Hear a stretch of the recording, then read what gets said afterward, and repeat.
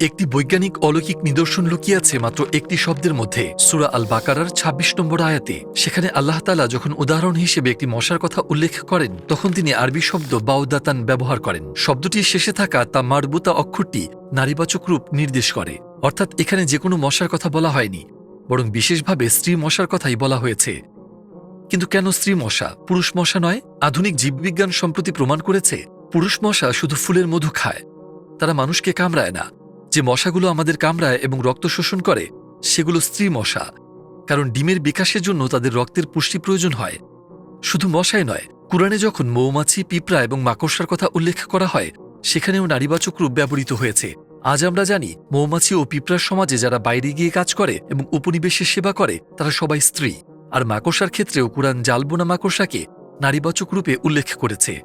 আর বিস্ময়করভাবে জালবনে মূলত স্ত্রী মাকড়সাই। ১৪ শতাব্দী আগে যখন মাইক্রোস্কোপ ছিল না, আধুনিক গবেষণাগারও ছিল না, তখন এমন জীববৈজ্ঞানিক তথ্য উল্লেখ করা স্পষ্টভাবেই প্রমাণ করে এটি আল্লাহ সুবহানাহু ওয়া তাআলার বাণী।